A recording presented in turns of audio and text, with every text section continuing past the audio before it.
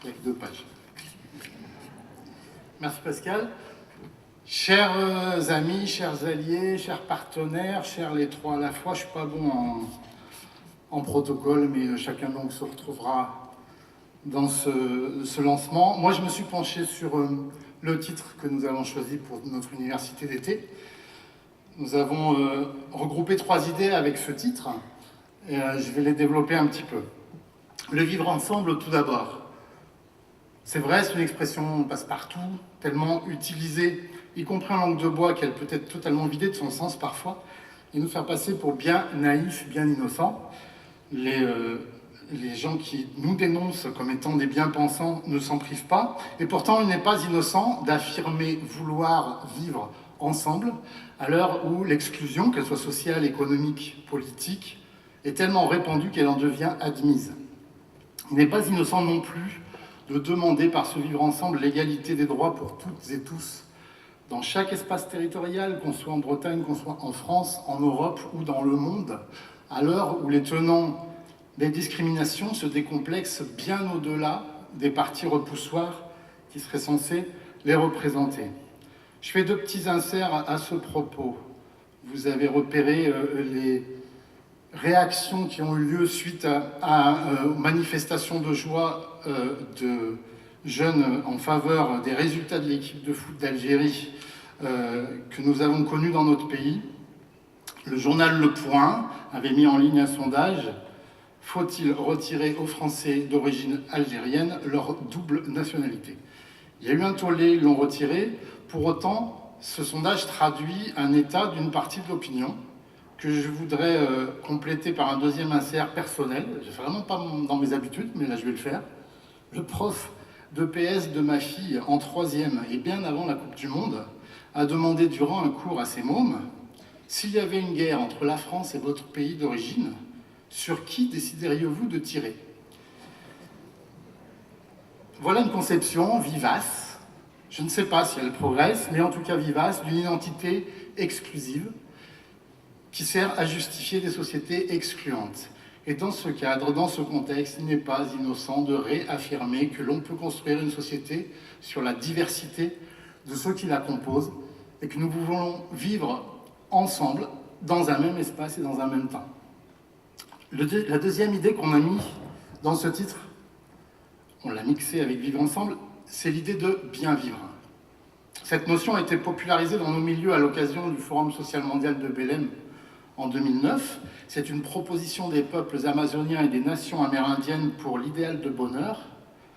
Elle prend en compte l'accès aux conditions de vie dignes pour toute l'humanité et elle remet en cause un des implicites du développement par la croissance, qui est l'épuisement des capacités de la Terre à fournir les humains en ressources. Ça re-questionne quelque chose qu'on avait quand même pointé du doigt en amenant la notion de développement durable, c'est-à-dire la capacité de la planète à nous fournir les ingrédients nécessaires à la satisfaction des besoins fondamentaux. Mais par rapport aux revendications du toujours plus, c'est-à-dire la croissance, et du toujours mieux, c'est-à-dire le développement durable, cette notion introduit la finitude. Beaucoup de personnes ne vivent pas encore bien, car elles n'ont pas accès aux ressources suffisantes pour exercer leurs droits. C'est évident, c'est à corriger.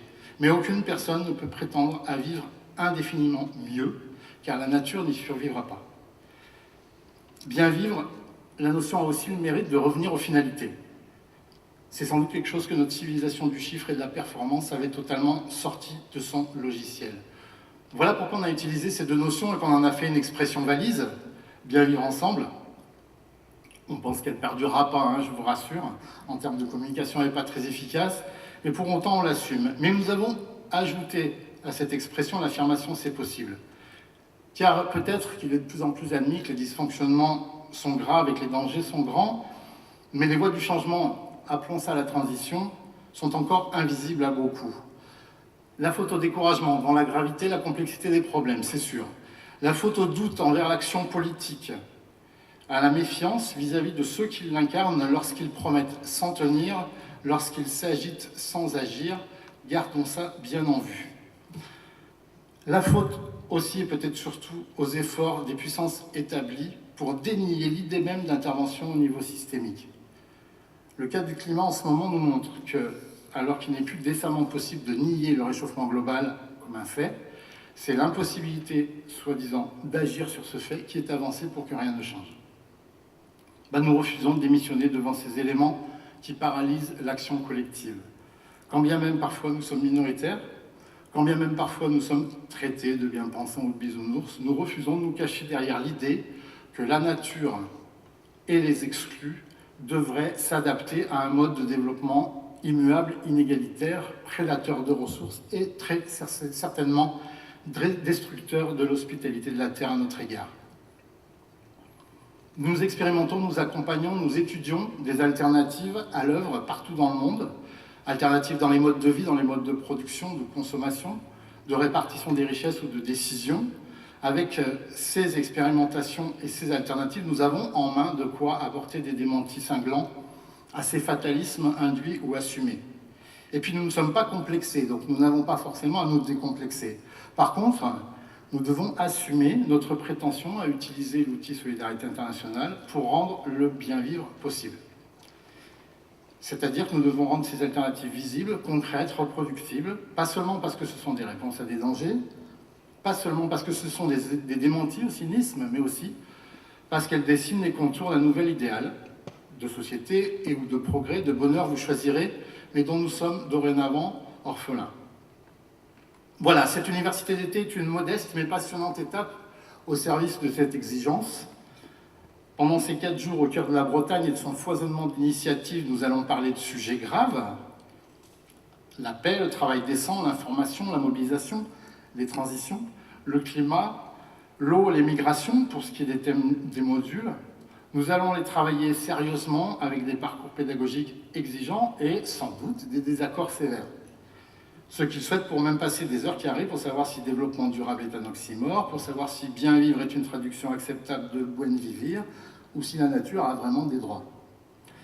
Mais nous allons tout autant profiter de l'été, ici, en Bretagne, et de l'opportunité qui nous sera donnée de faire des rencontres surprenantes, de confronter des points de vue que l'on découvrira conciliables, de construire des liens nouveaux, éphémères ou durables, de rencontrer des citoyens attentifs, distants, fans de foot ou réfractaires à nos idées, peu importe, de faire la fête.